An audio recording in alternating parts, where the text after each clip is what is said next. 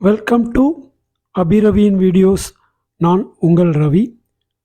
அறிவியல் தெளிவோம் அப்படிங்கிற இந்த தொடரில் ஃபிசிக்கல் சயின்ஸ் பார்ட் 6 சாலிட்ஸ் பற்றி பார்க்க போகிறோம்.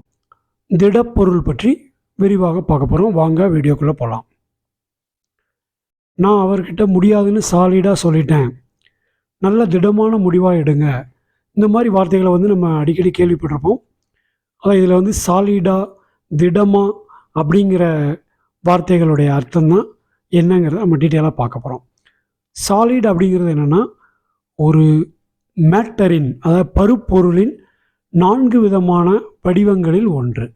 அதாவது solid, liquid, gas and plasma. திட, திரவ, வாயு, பிளாஸ்மா அப்படின்னு 4 நிலைகள் உண்டு. அந்த 4 நிலைகளில் சாலிடுங்கிறது ஒரு நிலையாகும். சாலிடுடைய முக்கியமான குணாதிசயம் என்ன அப்படின்னு பார்த்தீங்கன்னா, அதுக்கு டெஃபினட்டான ஷேப் அண்டு வால்யூம் இருக்கும். அதாவது அதுக்கு ஒரு உருவம் இருக்கும், அதே மாதிரி அது ஒரு இடத்தை அடைத்திருக்கும். அதாவது அதுக்கு ஒரு கன அளவு உறுதியாக இருக்கும் நார்மல் கண்டிஷனில். அடுத்தால பார்ட்டிக்கிள் அரேஞ்ச்மெண்ட். இந்த சாலிடுடைய பார்ட்டிக்கிள் அரேஞ்ச்மெண்ட் எப்படின்னு பார்த்தீங்கன்னா, அதில் இருக்கிற அந்த பருப்பொருள்கள் அதாவது அந்த மூலக்கூறுகள் அல்லது அந்த அணுக்கள், அந்த அயனிகள் ரொம்ப டைட்டாக பேக் பண்ணப்பட்டிருக்கும்.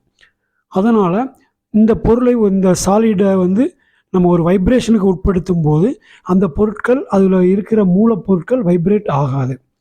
அடுத்தால அதனுடைய ஸ்ட்ரக்சர் ஒரு ரெகுலர் ஸ்ட்ரக்சராக இருக்கும். அந்த அமைப்புடைய பேட்டர்ன் பார்த்திங்கன்னா ரிப்பீட்டிங் பேட்டர்னாக இருக்கும். அதை என்ன சொல்லுவாங்கன்னா கிறிஸ்டல் லாட்டிஸ் அப்படின்னு சொல்லுவாங்க. சாலிடை 2 விதமாக பிரிக்கலாம். ஒன்று கிறிஸ்டலைன் சாலிட்ஸ், இன்னொன்று அமார்ஃபஸ் சாலிட்ஸ். கிறிஸ்டலைன் சாலிட் அப்படின்னா என்னென்னு பார்த்தீங்கன்னா, அதனுடைய ஸ்ட்ரக்சர் ரிப்பீட்டிங் பேட்டர்னாக இருக்கும். அதனுடைய அமைப்பு மீண்டும் மீண்டும் ஒரே மாதிரி அமைப்பாக திரும்ப திரும்ப வர மாதிரி இருக்கும். உதாரணத்துக்கு நம்ம சால்ட்டு, சோடியம் குளோரைடு, நம்ம டேபிள் சால்ட்டுன்னு சொல்லுவோம்ல, அதனுடைய அமைப்பை பாருங்கள், அதுவும் கிறிஸ்டல் பேட்டர்னில் தான் இருக்கும்.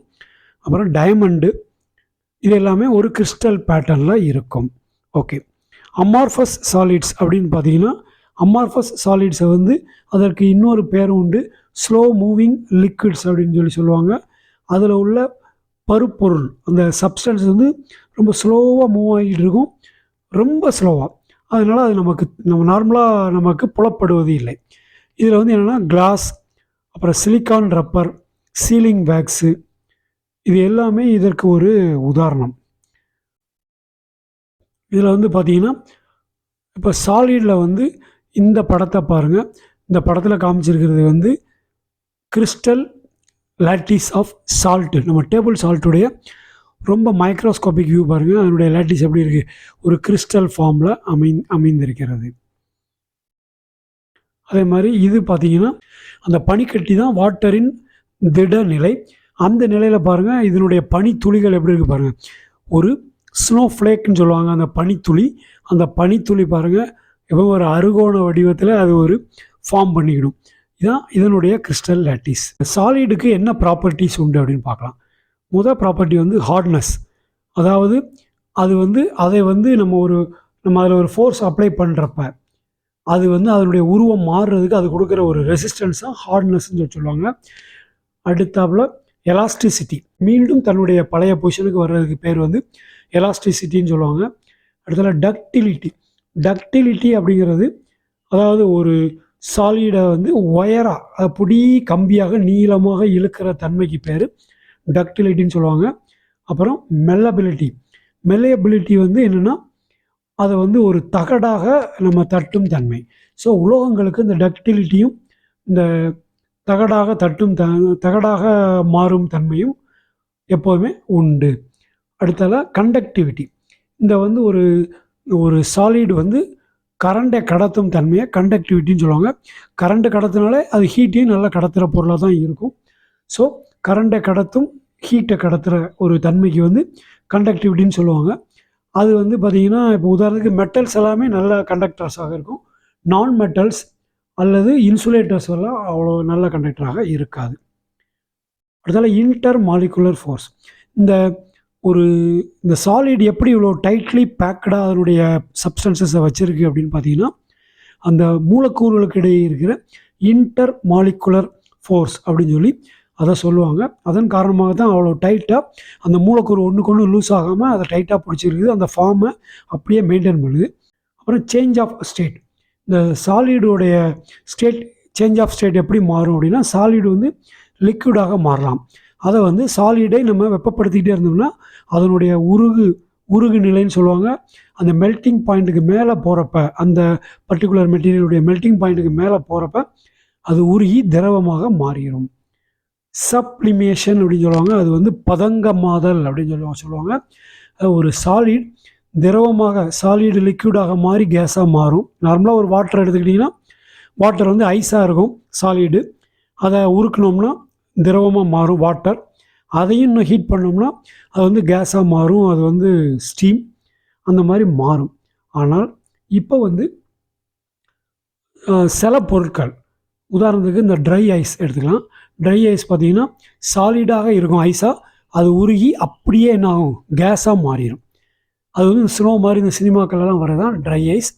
இன்னொரு முக்கியமான ஒரு பொருள் வந்து இந்த சப்ளிமேஷனுக்கு உதாரணம் வந்து பார்த்திங்கன்னா, நம்ம சாமிக்கெல்லாம் காமிக்கிற சூடன். அந்த சூடனையும் நம்ம தீயை கொளுத்தினோம்னா அது உருகி அப்படியே திரவமாக மாறாமல் அப்படியே வாயுவாக மாறிவிடும். அதை வந்து பதங்கமாதல் அப்படின்னு சொல்லுவாங்க. சரி, இப்போ நம்ம இதனுடைய நிறைவு பகுதிக்கு வந்துட்டோம். இப்போ நம்ம வீட்டிலலாம் அதிகமாக பயன்படுத்துகிற கண்ணாடி, ஜன்னல்கள், கார் எல்லாத்துலேயுமே கிளாஸ் பயன்படுத்துவோம். அந்த கிளாஸ் வந்து சாலிடா இல்லை லிக்விடா? சாலிட்னு தான் நம்ம நினச்சிட்டு இருக்கோம். ஆனால் கிளாஸ் ஒரு சாலிட் கிடையாது. அது வந்து சாலிடும் கிடையாது, லிக்விடும் கிடையாது, ரெண்டுக்கும் இடைப்பட்ட ஒரு பொருள். அது வந்து ஒரு அமார்ஃபஸ் டைப் மெட்டீரியல். அது வந்து என்னென்னா ஸ்லோ மூவிங் லிக்விட், அல்லது அதுக்கு இன்னொரு பேர் உண்டு, சூப்பர் கூல்டு லிக்விட் அப்படின்னு சொல்லி பேர் உண்டு. கிளாஸ் வந்து சிலிக்காலேருந்து தயாரிக்கிறப்ப அதை வந்து என்ன பண்ணுறாங்க, உருக்கி அதை வந்து கூல் பண்ணுறாங்க. அப்படி கூல் பண்ணுறப்ப அது வந்து இப்போ லிக்விட் ஸ்டேட்லேருந்து அது சாலிடாக மாறுது. ஆனால் ஃபுல்லாக சாலிடாக மாறுவது இல்லை. அது ஹார்ட்னஸ் வந்தால் கூட ஃபுல்லாக சாலிடாக மாறுவது இல்லை. அதனால தான் அதுக்கு என்ன பேர் சொல்கிறாங்க, அது வந்து ஸ்லோ மூவிங் லிக்விட்னு சொல்லுவாங்க, இல்லைன்னா சூப்பர் கூல்டு லிக்விட் அப்படின்னு சொல்லுவாங்க. ஆனால் பார்க்குறதுக்கு ஒரு திடப்பொருள் மாதிரியே இருக்கும். திடப்பொருளுக்கும் திரவ பொருளுக்கும் இடைப்பட்ட அது ஒரு பொருள்.